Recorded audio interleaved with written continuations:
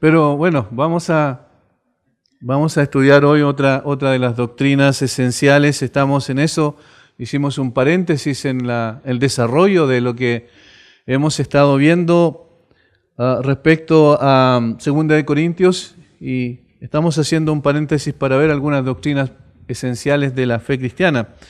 Estuvimos viendo la culpabilidad del hombre, posteriormente también el nuevo nacimiento, el único Dios verdadero, y hoy vamos a ver la gracia de Dios como uno de los elementos constitutivos principales del Evangelio y como consecuencia también necesarios para cada uno de nosotros. No solo en el momento de la salvación, para comprender cómo es la salvación, cuál es la motivación que tiene Dios para salvarnos, en qué se basa esto, cuál es el elemento principal en cuanto a tratar con pecadores como nosotros.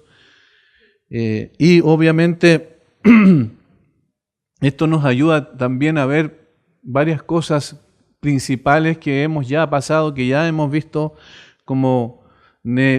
que plantean de alguna manera la necesidad de la gracia para con nuestras vidas.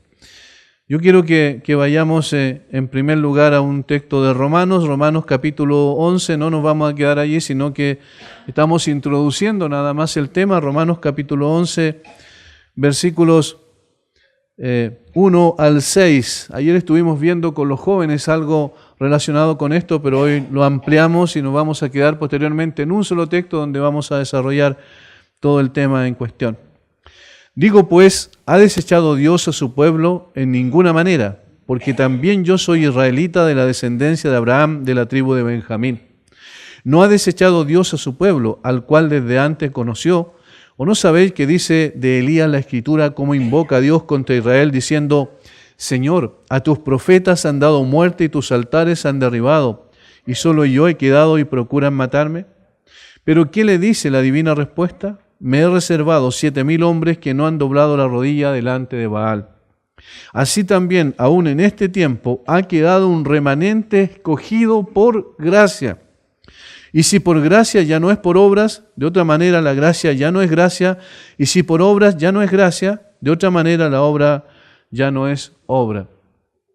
Lo interesante aquí en términos generales, podríamos decir a modo de introducción que la gracia tiene dos partes principales. Los teólogos le llaman a una la gracia común, que es la que tiene que ver con el hecho de que el Señor hace salir su sol sobre buenos y malos, independiente de quien sea, de su condición espiritual me refiero.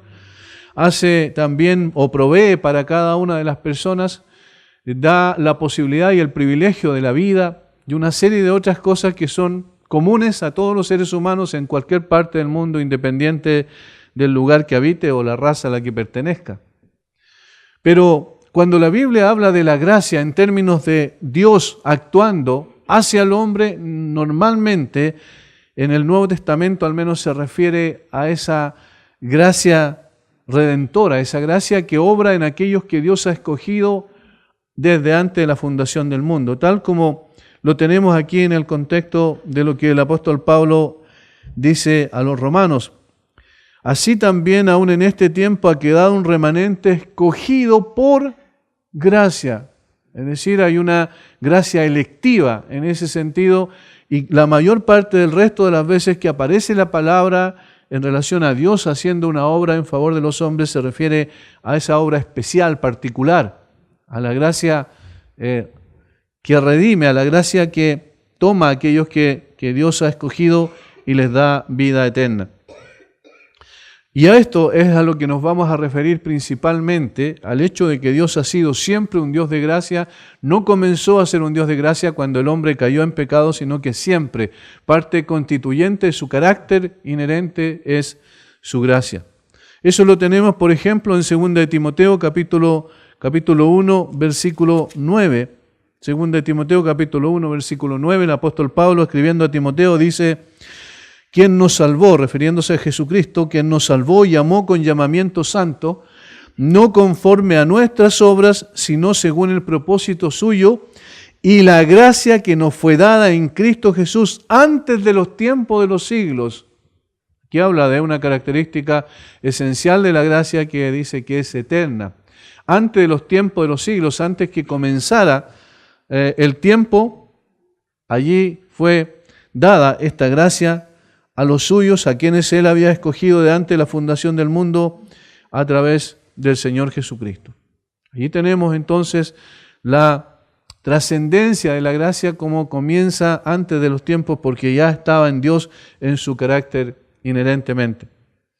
También esta gracia tiene como característica principal que es gratuita, es decir, no se da porque alguien lo merece, ¿verdad? Sino que es algo que el Señor da conforme a su soberana voluntad, gratuitamente a quien Él así lo determine. Yo quiero que vayamos a Romanos capítulo 4, versículos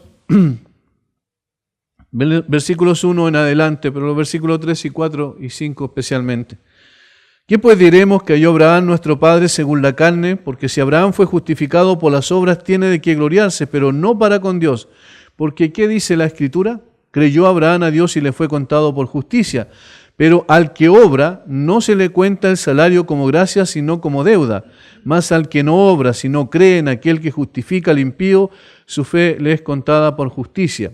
Notemos el versículo 4, dice, pero al que obra no se le cuenta el salario como gracia, sino como deuda. Es decir, cuando una persona trabaja 30 días o, 25 días en el mes y después viene y se presenta ante su empleador, evidentemente él tiene el derecho a presentarse y exigir su remuneración. Eso es lo que está diciendo Pablo en la primera parte. Pero al que obra no se le cuenta el salario como gracia, sino como deuda. Es decir, efectivamente, allí no hay gracia. ¿Por qué? Porque él ganó aquello que recibió a fin de mes. Sin embargo, la gracia no es así, porque Abraham no hizo absolutamente nada, sino solamente creyó en lo que Dios había prometido, y eso es lo que significa la gracia. Es un don concedido de parte de Dios a los hombres necesitados, porque Él así lo ha determinado en forma gratuita. Y como vimos recién también al pasar, la gracia es soberana, porque es Dios el que manifiesta su gracia. Él es la fuente de la gracia y Él la derrama sobre quien Él ha determinado hacerlo. Por tanto, esas son todas características importantes de la gracia. ¿Y por qué nosotros tratamos este tema? ¿Por qué es necesario volver otra vez sobre nuestros pasos y tratar una y otra vez estos temas tan esenciales que tienen que ver con la salvación, que tienen que ver con lo que le llaman los teólogos la doctrina de la soteriología o de la salvación? Porque cada tiempo es necesario otra vez revisar nuestros cimientos sobre dónde estamos fundamentados, en qué creemos, por qué tenemos certeza de que estas cosas en las cuales creemos es verdad. Necesitamos volver y revisar, y si estamos actuando en función de esa gracia, por ejemplo, en este caso, o si estamos actuando en función de una verdad absoluta como la depravación total del hombre, si estamos actuando en función de ese único Dios verdadero que se revela a nosotros y que nos exige, demanda de nosotros que lo amemos con toda nuestra mente, con toda nuestra fuerza, con todo nuestro corazón, con toda nuestra alma. Es decir, viendo qué significa realmente el cristianismo, qué implica ser un creyente. Por eso necesitamos revisar los cimientos para ver si estamos bien fundamentados o no. La salvación, según la Escritura, es por pura gracia, sin mérito alguno en el ser humano. Esto era algo totalmente contrario a lo que enseñaban en la Edad Media, por ejemplo, durante 10 siglos, en la medida en que la Iglesia se fue desviando de la verdad en el siglo IV después de Cristo, posteriormente ya cada vez estaba más lejos de estos principios esenciales. No se enseñaba que la salvación era solamente por gracia. Para ellos, por ejemplo, para estas personas, para los que constituían la Iglesia en ese tiempo, la misa era efectivamente un sacrificio propiciatorio. Es decir, cuando sacrificaban a Cristo nuevamente, entre comillas, ¿cierto?, a través de partir el pan o la hostia que le llamamos, ellos estaban haciendo un sacrificio propiciatorio, es decir, que ese sacrificio era necesario para la salvación. Ese sacrificio, no el sacrificio de Cristo, originalmente, históricamente. También habían una serie de otros medios de gracia por los cuales Dios concedía esa misericordia especial a las personas. Hasta el día de hoy esa doctrina sigue tal cual en la Iglesia Católica Romana. También estaba la penitencia, que era otra de los medios de gracia que se suponía que acercaban a la persona a Dios. Remitía así las faltas y los pecados más grandes por medio de la penitencia. Sin embargo, los reformadores dijeron, no, la justificación ante Dios nos es imputada por la gracia a causa de la obra de Cristo. La salvación delante de Dios nos es imputada por la gracia a causa de la obra del Señor Jesucristo y absolutamente nada más. Al respecto, alguien escribió, en contraste con las doctrinas de mérito personal impartido por Roma, sola gracia y las doctrinas de la gracia, depravación total, elección incondicional, la redención particular y la perseverancia de los santos fueron predicadas por todos los reformadores protestantes en todo el movimiento protestante. Ellos entendieron que el hombre no podía salvarse por algo que pudiese hacer, por algún mérito inherente en su propio carácter o en alguna obra que él realizase que pudiese atraer la atención de Dios para salvarse, sino que efectivamente la gracia era algo que procedía de Dios, que se manifestaba cuando Dios así lo quería, en la persona que Él quería, y que eso era suficiente y no necesitábamos absolutamente nada más. La Escritura dice, por ejemplo, en algunos textos, bendito sea el Dios y Padre de nuestro Señor Jesucristo, que nos bendijo con toda bendición espiritual en los lugares celestiales en Cristo, según nos escogió en Él antes de la fundación del mundo, para que fuésemos santos y sin mancha delante de Él, en amor, habiéndonos predestinados para ser adoptados hijos suyos por medio de Jesucristo, adoptados hijos suyos por medio de Jesucristo, según el puro afecto de su voluntad, para alabanza de la gloria de su gracia, con la cual nos hizo aceptos en el amado, en quien tenemos redención por su sangre, el perdón de pecados, según las riquezas de su gracia, que hizo sobreabundar para con nosotros en toda sabiduría e inteligencia. Efesios 1, 3 al 8. Por tanto, cuando vamos a estudiar la gracia necesitamos poder evaluar algunas situaciones que a veces pasan por alto o simplemente se entienden en términos superficiales. Necesitamos penetrar más en los motivos, en las razones por las cuales la gracia es necesaria. Lamentablemente, hoy la Iglesia ha abandonado casi completamente esta verdad escritural en muchos casos. La exaltación del libre albedrío, por ejemplo, como causa final de la salvación, ha opacado casi por completo la gracia de Dios, que no admite colaboración humana. El hecho de decirle a la gente, tú tienes la última palabra, si tú decides, en definitiva, eso es lo que va a definir tu salvación. Eso del llamado al altar que durante tantos años se practicó como algo bíblico nunca aparece en la Escritura. Eso de decirle a las personas que todo dependía de Él, en definitiva, y no de Dios. La última palabra la tenía Él.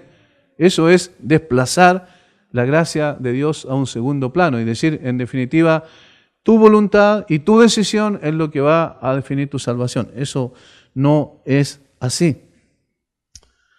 Dice la Biblia, ¿mudará el etíope su piel y el leopardo sus manchas? Así también podréis vosotros hacer bien estando habituados a hacer mal. Jeremías 13:23.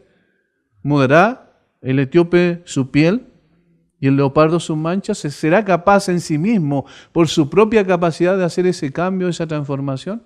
Evidentemente la respuesta es no.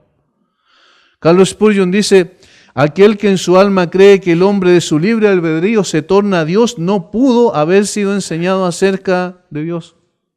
No pudo haber sido enseñado, es decir, no entendió, no comprendió de qué se trataba. No entiende quién es Dios. Una persona que piensa así, no entiende quién es el hombre, es decir, cuál es su constitución como ser humano, naturalmente.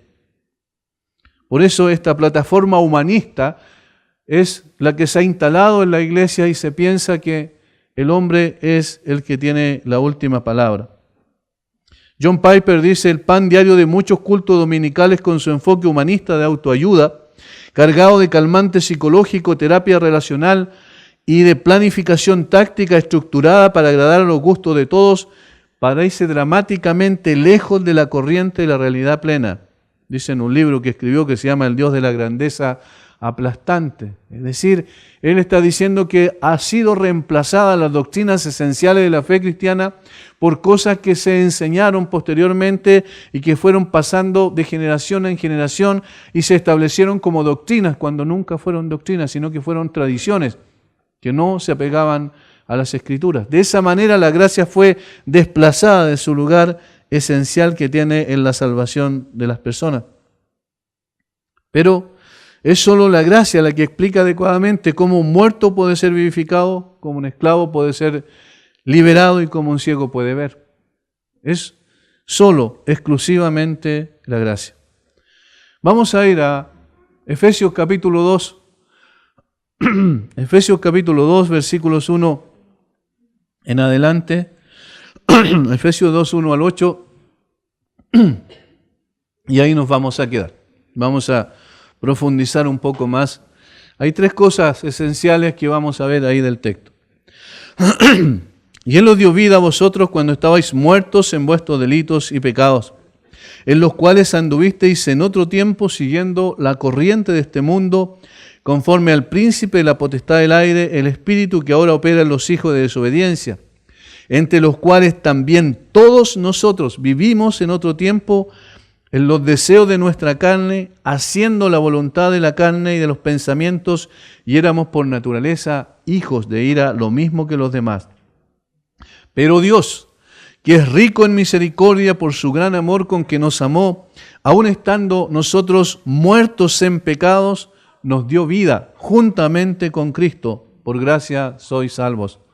Y juntamente con Él nos resucitó y asimismo nos hizo sentar en los lugares celestiales en Cristo Jesús, para mostrar en los siglos venideros las abundantes riquezas de su gracia en su bondad para con nosotros en Cristo Jesús. Porque por gracia sois salvos por medio de la fe, y esto no de vosotros, pues es don de Dios. Miren, es muy interesante lo que el apóstol Pablo está diciendo aquí a una iglesia que estaba compuesta por gentiles y judíos, probablemente la mayor parte eran gentiles, una iglesia que estaba en el corazón del Asia Menor, una de las ciudades principales del Asia Menor, con una cantidad tremenda de habitantes, para ese tiempo era una inmensa ciudad, donde se rendía culto a Diana de los Efesios, ¿recuerdan? O la Artemisa, como le llamaban en otras culturas, pero era la misma. Y en ese lugar, especialmente el apóstol Pablo plantó una iglesia en su segundo viaje misionero, y allí les escribe estas palabras para mostrarles por qué era necesario la gracia. Eso es lo primero que les dice. Y eso es lo que nosotros vamos a ver aquí, la necesidad de la gracia. ¿Por qué? ¿Cuál es la razón? ¿Por qué se requiere la gracia? Y el apóstol Pablo, los primeros 3 versículos del capítulo 2, dice, estas son las razones principales por las cuales la gracia es imprescindible. Así como vimos las semanas anteriores que el nuevo nacimiento era imprescindible, Dios le dice a Timoteo, Jesús le dice a Nicodemo, Jesús le dice a Nicodemo, tienes que nacer de nuevo. Es una demanda imperiosa. Así también aquí Pablo en los primeros 3 versículos dice, la gracia es imprescindible porque sin la gracia no hay ninguna esperanza. Versículos 1 al 3. Y Él os dio vida a vosotros cuando estabais muertos en vuestros delitos y pecados, en los cuales anduvisteis en otro tiempo siguiendo la corriente de este mundo, conforme al príncipe de la potestad del aire, el espíritu que ahora opera en los hijos de desobediencia, entre los cuales también todos nosotros vivimos en otro tiempo en los deseos de nuestra carne, haciendo la voluntad de la carne y de los pensamientos, y éramos por naturaleza hijos de ira, lo mismo que los demás. Es una descripción terrible, es una descripción oscura que muestra la necesidad de la gracia. ¿Por qué? Porque define categóricamente la condición natural de todo ser humano. Esta es una de las descripciones, junto con Romanos capítulo 3, versículos 10 en adelante, que define más claramente quién es el hombre. ¿Cómo nace el hombre? ¿Cuál es su constitución natural? ¿Cuáles son sus inclinaciones? ¿Dónde están puestos sus pensamientos, sus emociones, sus sentimientos, sus anhelos, su voluntad?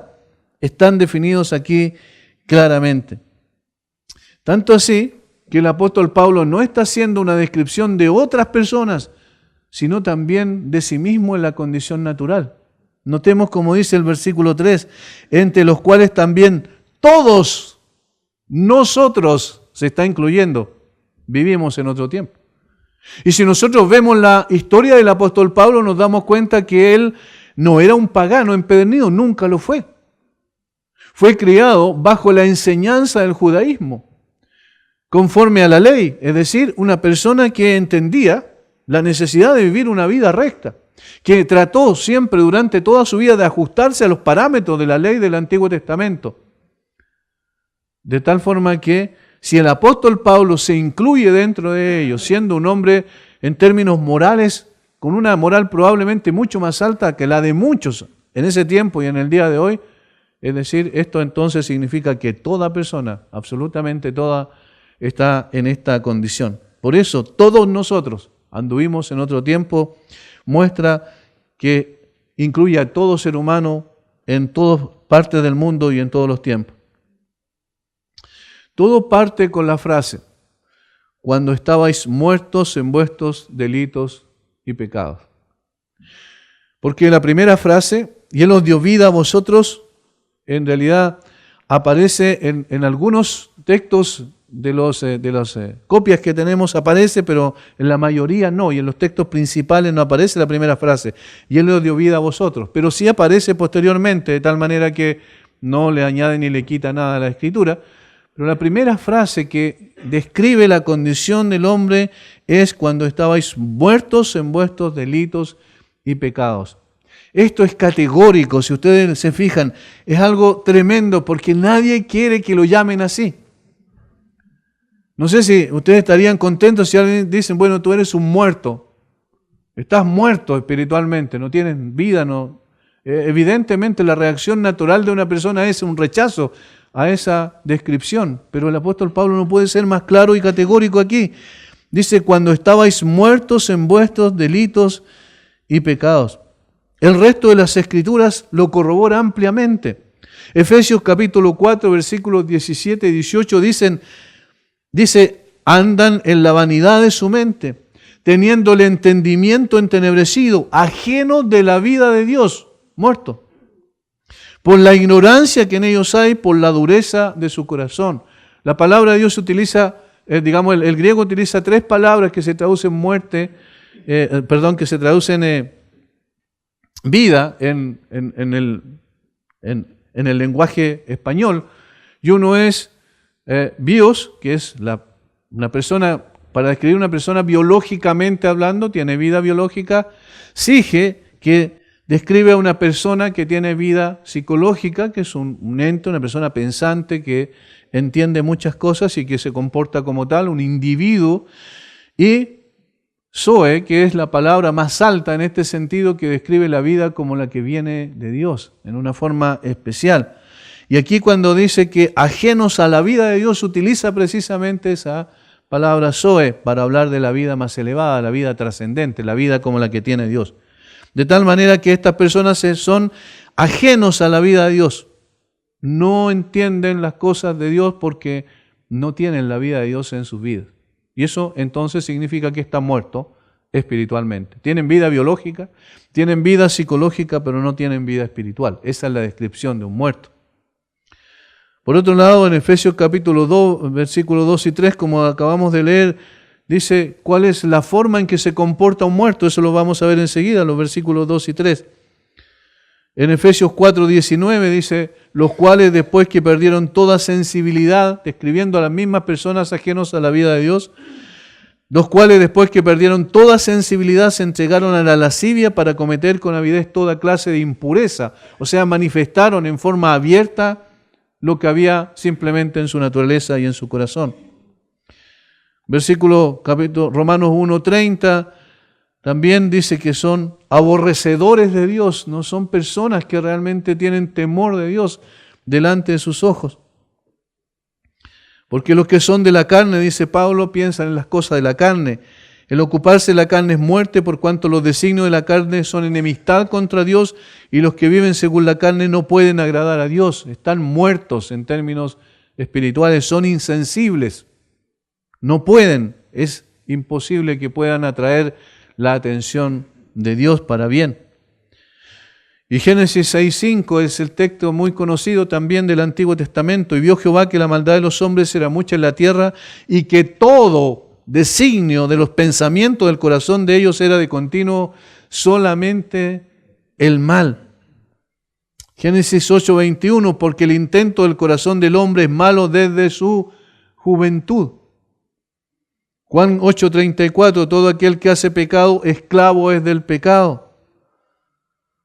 Tito 3:3, insensatos, rebeldes, extraviados, esclavos de concupiscencias y deleites diversos, viviendo en malicia y envidia, aborrecibles y aborreciéndonos unos a otros. Esa es la descripción también de un muerto espiritual. Isaías 53:6 dice, cada cual se apartó por su camino. Estoy citando varios textos de la Biblia para que vean que no se trata de una descripción aislada y sacar textos fuera de contexto, sino que toda la Biblia hace la misma descripción de la naturaleza del ser humano. Juan 3:19 dice que los hombres amaron más las tinieblas que la luz. Su corazón, su alma, todo su ser estaba inclinado hacia las tinieblas. 1 Corintios 2:14, el texto muy conocido también, pero el hombre natural no percibe las cosas que son del Espíritu de Dios, porque para él son locura y no las puede entender. Ahora, eso es lo que describe a un ser humano, un muerto espiritual. No es un enfermo, como algunos dicen, es un muerto. No tiene vida, no tiene sensibilidad, no puede entender las cosas que son de Dios y por eso es natural, normal que una persona rechace las cosas de Dios. Es sobrenatural cuando esa persona recibe las cosas de Dios, porque hay algo que se produjo en él. Hay algo que salió de su vista y pudo ver con claridad algo que nunca antes había visto. Eso es lo que muestra la regeneración, la salvación de una persona. Es un cambio radical porque nunca había tenido esa visión que tiene ahora. Un hombre muerto es ciego también, un hombre muerto es esclavo del pecado. La Escritura revela que el hombre ama su pecado y aborrece a Dios. Y esa condición es una condición heredable para todos. He aquí en maldad he sido formado y en pecado me concibió mi madre. Salmo 51:5. Y se apartaron los impíos desde la matriz, se descarriaron hablando mentira desde que nacieron. Salmo 58:3, esto es muy fuerte. Se apartaron los impíos desde la matriz, dice, se descarriaron hablando mentira desde que nacieron. ¿Cuándo hay que hablarle del Evangelio a un niño? Desde que nace. Porque desde que nace ya está apartado de Dios. Observemos ahora en el texto cómo esta condición de muerto espiritual abarca las tres partes constitutivas de lo que significa la personalidad del hombre. Miren cómo el apóstol Pablo hace una descripción extraordinaria de esto paso a paso. Versículo 2 dice, aquí describe cómo es un muerto espiritual. Esa es la pregunta que podemos hacernos. Pablo dice, así es un muerto espiritual. En los cuales anduvisteis en otro tiempo, los pecados en lo que termina, delitos y pecados en los cuales anduvisteis en otro tiempo, siguiendo la corriente de este mundo. El apóstol Pablo dice allí que el hombre está muerto en su voluntad. Por eso decimos que el libre albedrío no funciona cuando se trata de la salvación. Miren lo que dice. Anduvisteis, siguiendo. Indica acciones concretas. El verbo andar se usa como sinónimo en el Nuevo Testamento, estilo de vida. Y cuando nosotros estamos diciendo eso, mejor dicho, la Biblia describe a una persona así, no es que nosotros a veces evaluamos el grado de pecado de una persona, no tiene que ver con eso. No, la descripción que hace la Escritura es categórica en relación a de que esa persona puede estar haciendo cosas buenas a los ojos nuestros, pero no delante de Dios. Está siguiendo acciones concretas que muestran que es un muerto espiritual. Por esto, estas acciones que se mencionan aquí describen a quien está siguiendo, conformándose a un sistema de vida. Es decir, en general hay dos cosmovisiones que significan formas de percibir o concebir el mundo. Una es el humanismo, ¿cierto? Que no es cristiano, por supuesto, que es anticristiano, y otra es el cristianismo. Hay dos posibilidades de ver las cosas nada más, es decir, a través de los ojos de Dios o a través de los ojos de los hombres. Y a través de los ojos de Dios, esto es lo que ocurre. La persona según la perspectiva de Dios, la persona se conforma a las cosas de esta tierra. Busca, anhela vivir así como viven todos los demás. Sus deseos están guiados por una forma distorsionada de ver la vida. La interpretación de la realidad no es conforme a la voluntad de Dios. Esta persona, dice el apóstol Pablo, está bajo la autoridad de Satanás. Dice, siguiendo la corriente de este mundo, conforme al príncipe de la potestad del aire. Una persona gobernada, regida por Satanás. Está bajo la autoridad de él. Por eso, cuando el Señor le dice al apóstol Pablo que lo va a enviar, le dice que una de las cosas que va a hacer, lo va a enviar para que abra sus ojos, para que se conviertan de la potestad de Satanás a Dios. ¿Ven? Tiene que haber una obra de liberación de una condición inherente como es de un muerto espiritual que está bajo el poder y la autoridad de Satanás. Esto no se enseña normalmente porque se piensa que la gente va a salir deprimida si se enseña esta verdad. Pero en realidad no podemos entender por qué la gracia si no entendemos cuál es la razón de por qué nuestra condición inherente hace necesaria la gracia. La palabra que allí dice, que se utiliza, donde dice conforme al príncipe, la potestad del aire, el espíritu que ahora opera en los hijos de desobediencia, es la palabra energeia en griego, que significa energizar literalmente. Es decir, dice que esta persona es una persona que está energizada por el poder, por la autoridad de Satanás. Es movida por el enemigo. Su característica esencial es que su voluntad está atada a una condición de hijo de desobediencia. Hijo es una descripción de la naturaleza de una persona. Lo une con el Padre, ¿cierto? Ese es el sentido.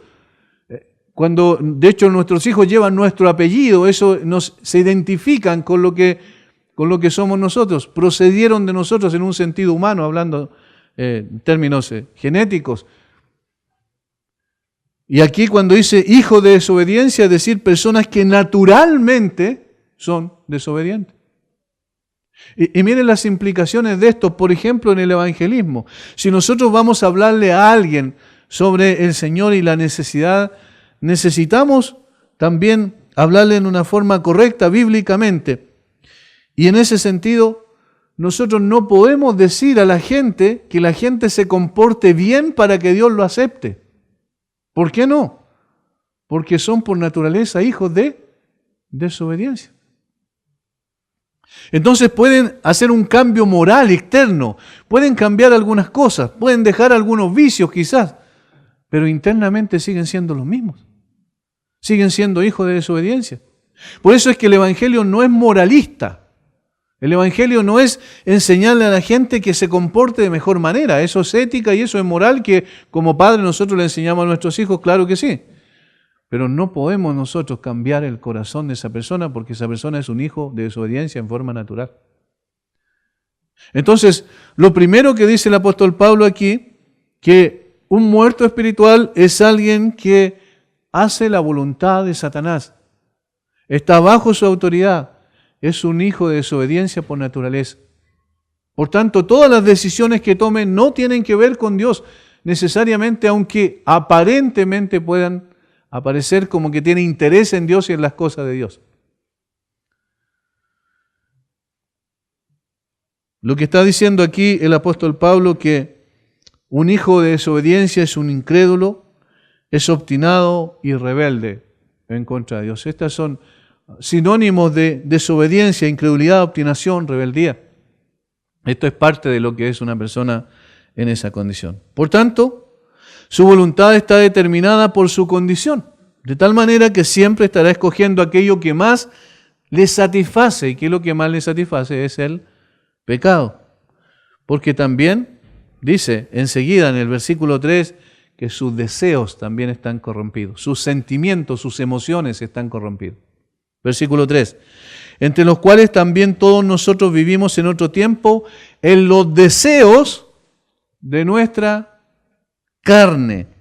En los deseos de nuestra carne. El hombre está muerto en sus deseos o anhelos hacia Dios. Está muerto en su voluntad hacia Dios y está muerto en sus deseos o anhelos hacia Dios. Todos nosotros vivimos en otro tiempo en los deseos de nuestra carne, dice Pablo. Esta palabra deseo es la traducción de una palabra en griego, es epitumía, aparece muchas veces en el Nuevo Testamento y prácticamente la mayor parte, casi todas las veces donde aparece se traduce deseos pecaminosos. Es justamente aquello que el apóstol Pedro dice que nosotros tenemos que luchar contra ellos. Una vez que una persona es un creyente, comienza una lucha sin cuartel contra esos deseos y anhelos que todavía necesitan ser sometidos bajo la autoridad de Dios. Necesitamos entonces, dice Pedro en el capítulo 2, versículo 11, una vez que una persona, en primera de Pedro, capítulo 2, versículo 11, una persona que realmente se ha convertido a Dios, el apóstol les dice, amados, yo os ruego como extranjeros y peregrinos que os abstengáis de los deseos carnales que batallan contra el alma. Otra vez ahí está el término, los deseos carnales que batallan contra el alma. Una persona natural está bajo la autoridad de esos deseos, es motivada por esos deseos y anhelos. Y por eso no es infrecuente que a veces una persona después de estar casada durante un tiempo con alguien, dice, no me gusta cómo me tratan, no me dan la libertad que yo pensé que iba a tener, yo quiero ser libre y vivir mi vida como quiero, y entonces se va y hace su vida como él quiere o como ella quiere. Esa es una manifestación de que está bajo el gobierno y la autoridad de estos deseos pecaminosos, de estos deseos que batallan contra el alma.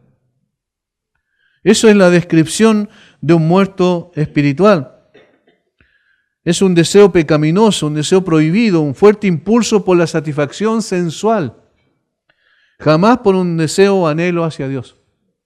En lugar de desear a Dios, lo que desean es satisfacción propia, satisfacción sensual, que satisfaga los sentidos. Eso es lo que una persona naturalmente quiere, es el anhelo más grande de un ser humano.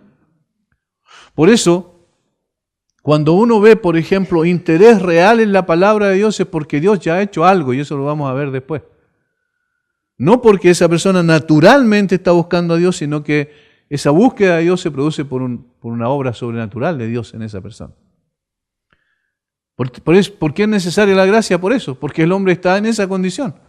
Su voluntad es esclava de Satanás y sus deseos, y él es esclavo también de sus deseos, de tal forma que muestra su condición de muerto espiritual. Y en tercer lugar, el hombre está muerto en su entendimiento de Dios. El hombre está muerto en su voluntad hacia Dios, el hombre está muerto en sus deseos hacia Dios y el hombre está muerto en su entendimiento de Dios. Fíjense el versículo 3. Haciendo la voluntad de la carne y de los pensamientos. De los pensamientos, y éramos por naturaleza hijos de ira. La palabra traducida por pensamientos es dianoia, que significa pensamiento profundo. Apunta a la facultad mental o a su disposición, de allí al ejercicio de la comprensión. Es decir, esa persona tiene sus pensamientos gobernados por el pecado. Por tanto, su entendimiento intelectual puede captar ciertas cosas, ciertas verdades en términos externos, pero no lo asimila internamente. No llega a una comprensión espiritual de lo que realmente se está hablando. Y por eso una persona puede tener mucho conocimiento religioso, pero no conocimiento de Dios, necesariamente. ¿Recuerdan los fariseos? ¿Quién podía discutir que eran hombres conocedores de las Escrituras? Eran hombres que habían estado durante toda su vida, habían dedicado toda su vida al examen de la ley del Antiguo Testamento. Los primeros 5 libros de la Biblia, que ellos le llamaban la Torá o la ley de Moisés, ellos la conocían minuciosamente. Por eso es que escribieron posteriormente una serie de comentarios. Eran personas, pero con una comprensión tremenda desde el punto de vista intelectual en esas cosas, pero no tenían comprensión espiritual. Y a eso se refiere. Por eso no hablamos de que esta gente es ignorante, no es ignorante desde el punto de vista intelectual, sino que es ignorante desde el punto de vista de Dios. Por eso es que decimos el hombre está muerto en su entendimiento hacia Dios, no comprende quién es Dios, no comprende por qué el Señor se hizo hombre, no comprende la razón por la cual murió en la cruz, no tiene comprensión espiritual de esas cosas.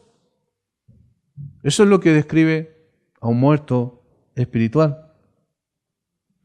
Pablo concluye su categórica descripción añadiendo que el hombre es por naturaleza hijo de ira. Hijo de desobediencia, y aquí dice hijo de ira. ¿Qué implica eso? Que está bajo la ira de Dios. Es una persona que si algo se ganó, es la ira de Dios sobre sí. Eso es complejo. Esto entonces marca la imperiosa necesidad de la gracia. Sin la gracia no habría ninguna esperanza. Sin la gracia nos quedaríamos en estos 3 versículos. Sin la gracia todo lo que viene después no podría ser. ¿Ven cómo solo Dios puede intervenir, solo Dios puede manifestarse en medio de ese cuadro horrendo, terrible, que marca la descripción de toda persona, independiente de las religiones que alguien haya tenido en su vida, independiente de lo devoto que haya sido esa religión? Toda persona naturalmente está bajo esa condición. Algunos personas dicen, no, yo conocí al Señor desde chico, cuando a mí me llevaban a la iglesia y yo estaba en los brazos de mi mamá y yo conocí al Señor. Eso no es conocimiento de Dios. No, pero cuando fui más grande yo hice una oración, y eso no necesariamente es conocimiento de Dios. Hay una mala comprensión de la gracia precisamente porque se piensa que en un momento determinado o por lo que hicieron mis padres entonces yo soy creyente. No, la gracia de Dios opera conforme a la voluntad de Dios soberanamente cuando Él quiere y como Él quiere, donde Él quiere. Y ahora eso es lo que va a decir el apóstol Pablo. ¿Cómo puede un hombre salir de su condición natural de depravación total? Versículo 4. Y este es el contraste, fíjense, en la gramaticalmente fácil de comprender, porque Pablo está diciendo, mire, toda persona está muerto espiritualmente, sigue la corriente de este mundo, su voluntad está bajo la autoridad de Satanás, sus deseos gobiernan su vida y sus deseos son pecaminosos por naturaleza, sus pensamientos no pueden llegar a la comprensión de Dios y están bajo la autoridad del pecado. Pero, ¿ven? Como hay un cambio, un contraste tremendo y este pero es extraordinario. Pero Dios tiene que intervenir, eso es lo que está diciendo Pablo. Sin la intervención de Dios, una persona no tiene ninguna esperanza. No hay nada que hacer, pero cuando Dios interviene cambia toda la situación. Y esto es lo segundo. Primero, la necesidad de la gracia, la manifestación de la gracia, versículos 4 al 6. Pero Dios describe la acción soberana de Dios para intervenir en la desastrosa condición del hombre. Gramaticalmente es un maravilloso contraste con el cuadro terrible que acaba de escribir. Pero hay una esperanza, eso es, en otras palabras. Pero la esperanza no está en el ser humano, la esperanza no está en una institución religiosa, la esperanza no está en guardar ciertas cosas, ciertos preceptos, la esperanza está en Dios. Él es la fuente de la gracia, Él es el que manifiesta la gracia a personas rebeldes, hijos de ira, hijos de desobediencia, a personas que viven conforme a sus deseos, pero Dios interviene de una manera extraordinaria para sacar al hombre de esa condición. Eso es gracia.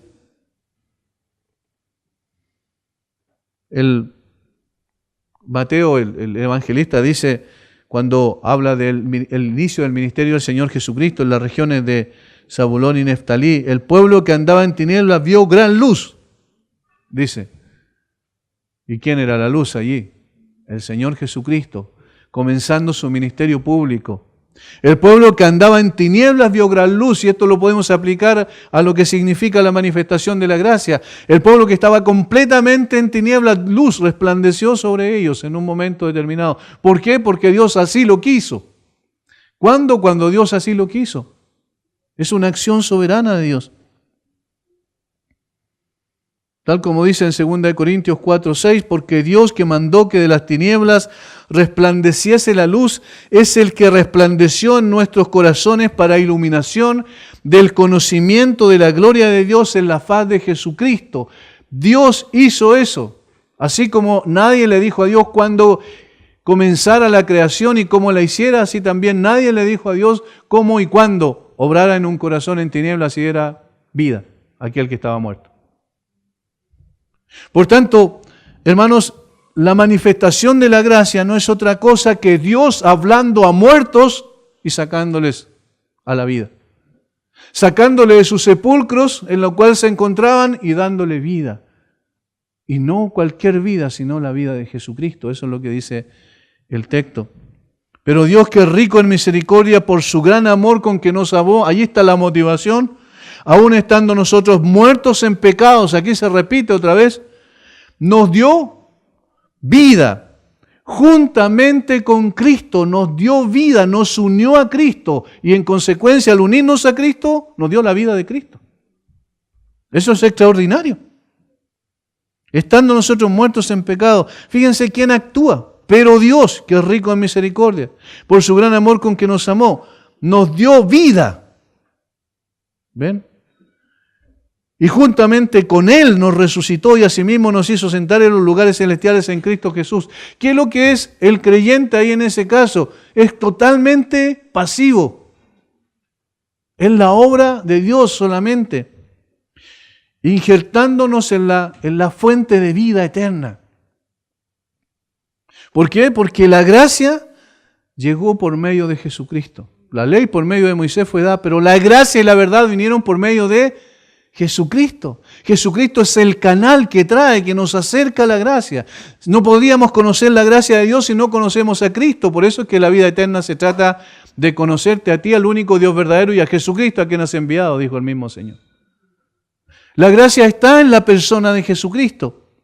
Vino en la persona de Jesucristo, y entonces tener una relación con Cristo es tener una relación con la gracia. Tener un conocimiento de Cristo es conocer al Padre. El Padre y yo, uno somos. El que me ha visto a mí, ha visto al Padre. ¿Ven? La gracia tiene como fuente al Padre, pero tiene como canal por medio de los cuales llega a nosotros la persona del Señor Jesucristo. Nos dio vida juntamente con Cristo. Y aquí la palabra vida es la palabra de vida espiritual, de vida trascendente. Nos dio vida juntamente con Cristo. Y recalca allí entre paréntesis, por gracia sois salvos. Sin la manifestación de la gracia todavía estaríamos muertos en nuestros delitos y pecados. Y todas las personas que andan en la calle sin Cristo, sin la manifestación de esa gracia, son zombies espirituales. Porque parece que están vivos, pero están muertos. Ahora, apliquemos un poquito en términos, por ejemplo, del evangelismo. ¿Qué significa entonces evangelismo? Significa hablarles, predicarles y llamar a muertos a la vida. Pero yo no tengo la capacidad de llamarlos a la vida.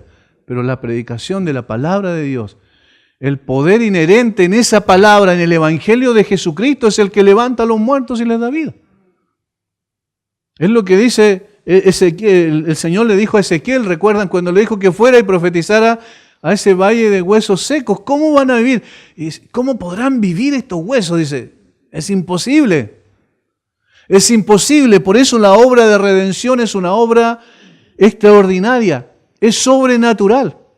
Cuando una persona se inclina delante de Dios, dobla sus rodillas delante del Todopoderoso y dice, sí, merezco el infierno, pero gracias por tu salvación en Cristo, esa persona llega a tener vida.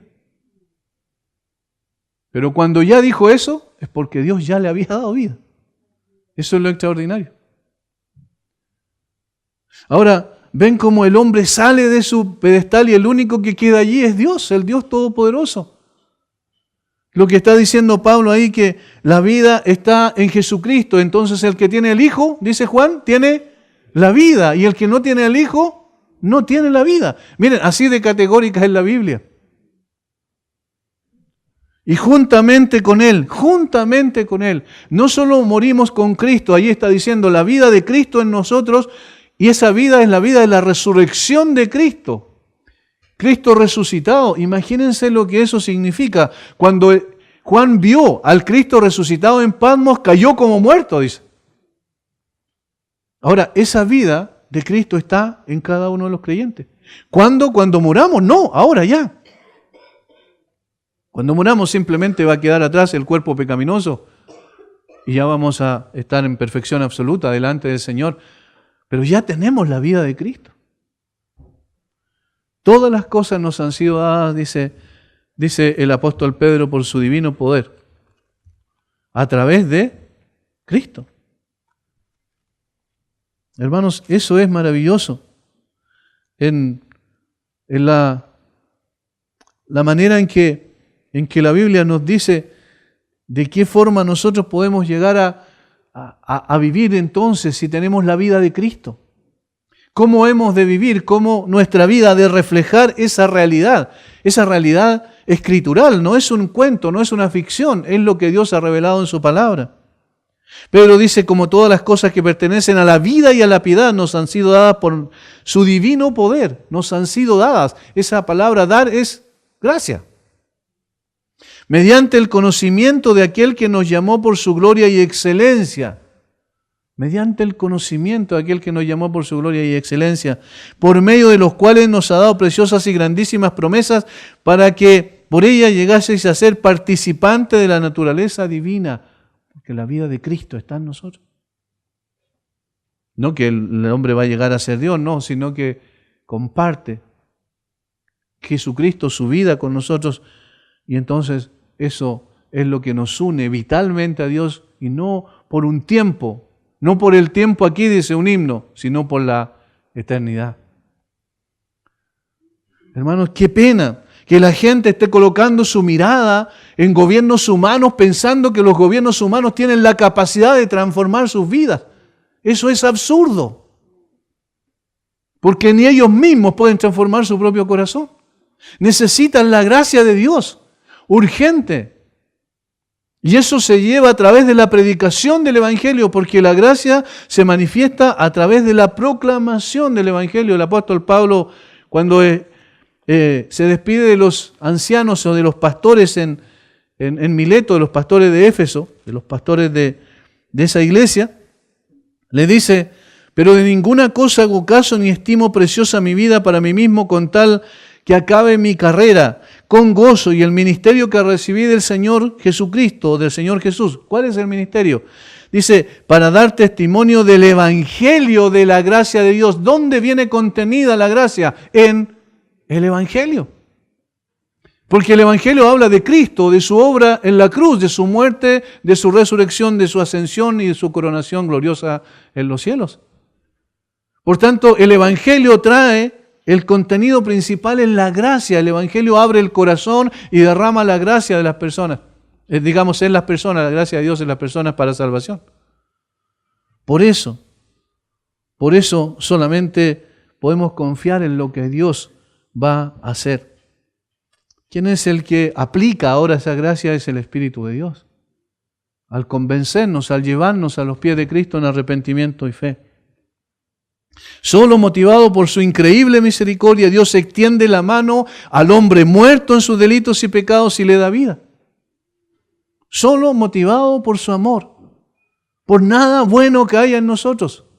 Recuerden, éramos hijos de ira, hijos de desobediencia, y el Señor nos hace hijos de Dios. Qué diferencia, ¿no?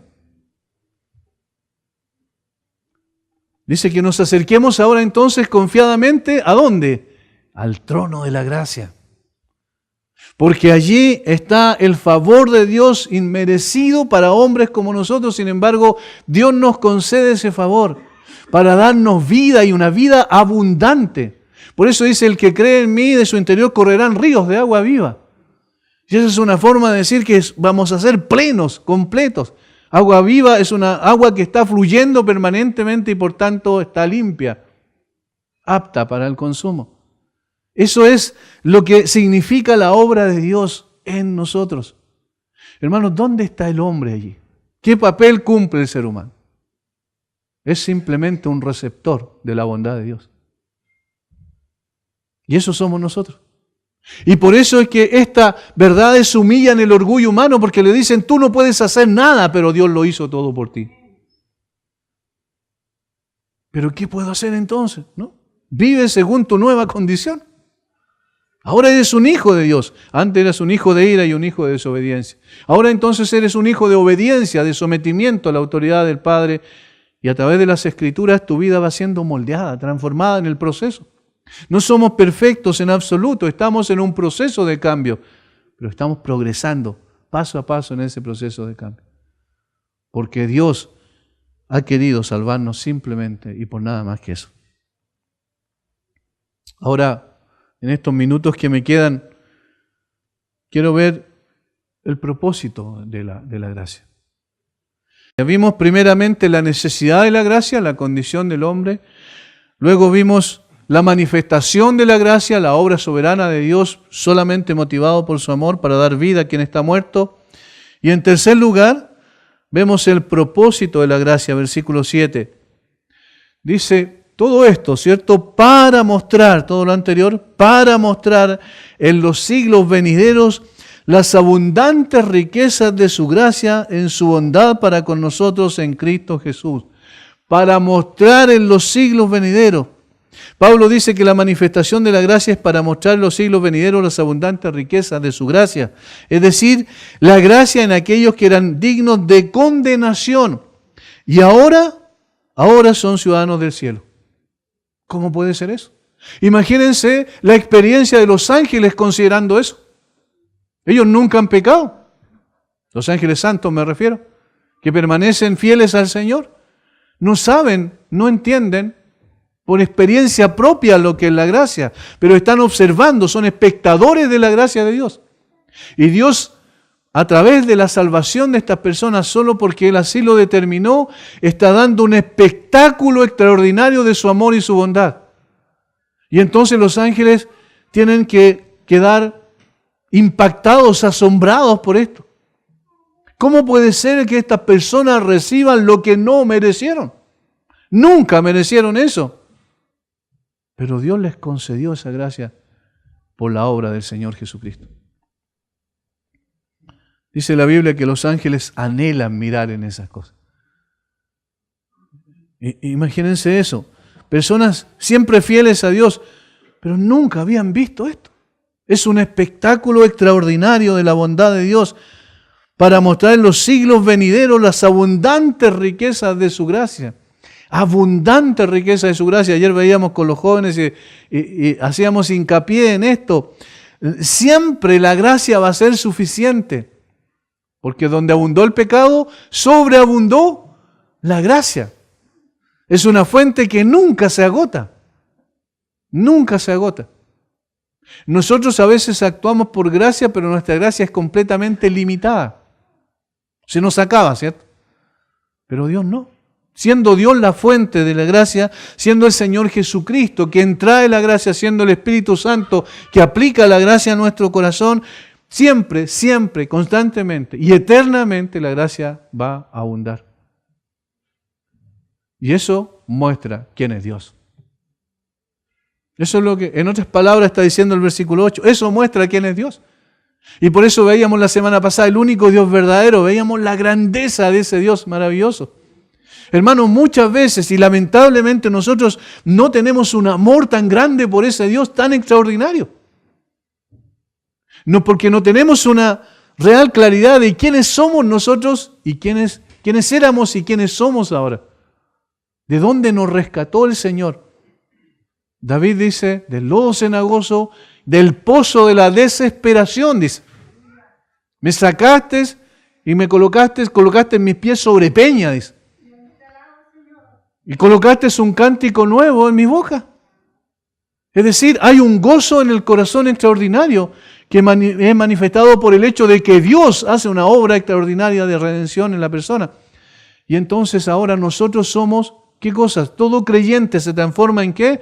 En un propagador de esa gracia de Dios, porque la gente ve que esa persona indigna ahora es llamado hijo de Dios.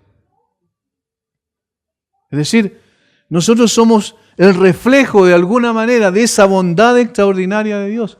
Si queremos conocer a Dios, veamos a hombres corruptos como nosotros, rebeldes, muertos, que ahora tienen vida y son considerados en una forma tremenda, con un título que nunca, jamás perderemos, como hijos de Dios.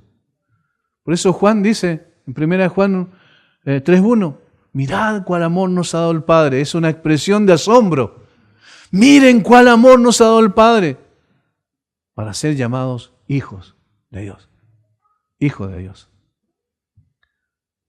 La gracia de Dios no vamos a poder comprenderla en su totalidad, pero necesitamos volver otra vez a entender qué es lo que es, por qué es tan importante.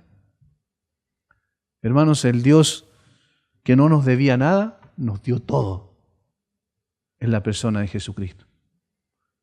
El apóstol Pablo le dice a los romanos que si el Señor no escatimó ni a su propio Hijo, sino que lo entregó por todos nosotros, ¿cómo no nos dará también con Él todas las cosas? Todas las cosas. Todas las demás cosas las perderemos aquí en la tierra, pero a pesar de eso, hoy el Señor, cuando nos concede sus bendiciones, esas son bendiciones de gracia también que debemos disfrutarlas, pero interpretarlas a través de lo que Dios nos ha concedido por gracia. Ahora tengo algo más que no tenía y me ayuda en mi vida cotidiana por tu gracia, Señor. Es decir, todas las demás son, como dice alguien, son yapas, ¿cierto? Que tenemos, pero la esencia la tenemos en la persona de Jesucristo y en Él tenemos todas las bendiciones necesarias. ¿Por qué? Por gracia solamente. ¿Hay algún mérito en el hombre? Y si no hay ningún mérito en el hombre, entonces ¿en qué nos transforma esto? En adoradores de Dios. Volvemos nuestra mirada al Señor, nuestro corazón a Él y decimos, Señor, tú mereces todo de mí, porque tú lo has dado todo por mí. Por tanto, todo lo que Dios demande será mucho, será una carga muy pesada. No, es lo que necesitamos entender, que si Dios nos ha dado todo por gracia, nosotros reaccionamos a esa gracia. Solamente rindiéndole nuestra adoración, nuestro tiempo, nuestro esfuerzo, nuestro sacrificio, tendríamos que estar dispuestos a pagar cualquier costo por seguir al Señor. La gracia de Dios es extraordinaria. Y nunca vamos a poder profundizar completamente en ella. Pero es necesario volver nuestros pasos y mirar atrás quiénes éramos, por qué somos lo que somos y para qué somos lo que somos. Para mostrar en los siglos venideros las abundantes riquezas de su gracia. Ese es el propósito. La gracia en aquellos que eran dignos de condenación y ahora son ciudadanos del cielo, tiene el propósito de mostrar la extraordinaria bondad de un Dios santo que salva a hombres pecadores debido al puro afecto de su voluntad. Debido al puro afecto de su voluntad. Cada creyente entonces es una expresión viviente de la gracia de Dios. Si Dios no hubiese intervenido, nadie sería salvo, nadie gozaría de una esperanza eterna, nadie podría disfrutar de una vida sin fin junto al Señor Jesucristo. Nadie. Pero porque Él intervino, hay un remanente escogido por gracia. Y eso es la verdad más maravillosa. Y es una verdad que no debe quedar en nuestra cabeza, en nuestro intelecto, sino que debe transformar nuestro corazón y nuestra vida. Padre, muchas gracias por tu extraordinaria gracia para con nosotros. Señor, qué maravilla que estando en la condición en la cual estábamos, aún el apóstol Pablo se incluye en eso. Todos, sin excepción, todas las personas que han nacido en esta tierra después de Adán y Eva, todas esas personas estábamos bajo esa misma condición. una condición de perdición absoluta, total, completa. Pero tú interveniste, Señor, de una manera maravillosa, concediéndonos esa gracia en la persona y en la obra del Señor Jesucristo. Gracias por tu bondad, gracias por tu misericordia, gracias por ver plasmado tu amor en personas indignas como nosotros. Y enséñanos, Señor, a vivir una vida que te glorifique entonces, que te honre en cada momento. Enséñanos a vivir para ti y a estar dispuestos, si es necesario, como lo estuvieron, Señor, los primeros creyentes, aún a morir por ti, porque vale la pena. Cuando cerremos los ojos en esta tierra, contemplaremos a aquel que quiso dar su vida en la cruz, cara a cara, como dice Juan, y seremos semejantes a Él. Mientras estemos aquí, danos de tu fortaleza y transforma nuestras vidas para que seamos, Señor, verdaderamente hijos de obediencia a ti, a tu nombre, a tu palabra gloriosa. Bendice a mis hermanos. Gracias por este tiempo. En el nombre de Jesús. Amén.